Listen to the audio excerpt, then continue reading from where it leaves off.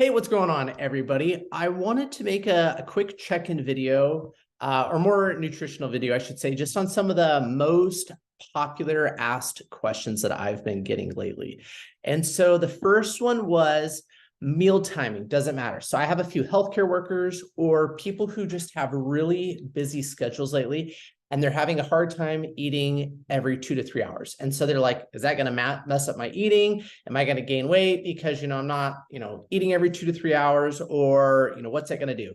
And so essentially, as long as your macros are correct, you're following the meal plan, your calories on point, the meal timing isn't necessarily critical. And so the biggest thing with eating on time or every 2 to 3 hours is typically you're going to feel better. Your energy levels are going to be balanced throughout the day. You're not going to get these big spikes in your blood sugar and then drop offs when you're not eating. You're just keeping your blood sugar balanced. Everything's staying balanced. You're just going to be more fueled. Your energy levels are going to be better. And so typically from everything we've seen, all the data and research shows that meal timing is not as important as it used to be. And so that used to be a huge thing back in the day, like we have to eat every 2 to 3 hours to keep our metabolism moving. And then now essentially the data is showing that's not really true. The biggest thing that matters is how many calories you're eating a day and how many calories are you burning. And so that's the first misconception. The other one I've been hearing a lot about is, should I be intermittent fasting? So there's a lot of data on intermittent fasting, speeding up your metabolism.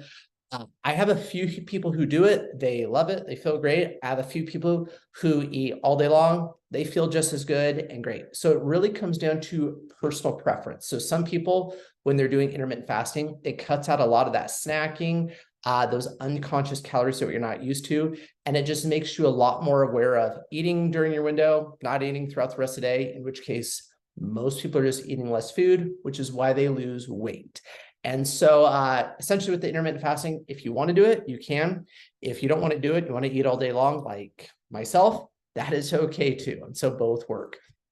The other one I was hearing is, and these two kind of run together, is like, should I be done eating by 5 p.m.? We hear this thing like, if I eat past 5, I'm going to gain weight. Everything I eat turns to fat, blah, blah, blah, blah, blah. Not necessarily true. And so the biggest thing is, let's say I eat my last meal at 8:30 p.m. and I weigh myself at 5 a.m. in the morning.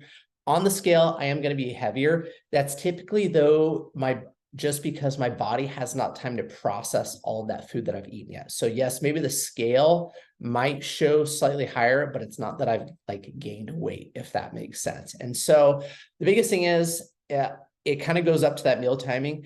As long as you're not going over on your calories and we have your macros well balanced, it's like same deal. You're not going to maybe feel as good if you eat at 8 p.m. Your sleep might not be as good, but you're not going to gain weight from doing that either. And so ideally don't do it.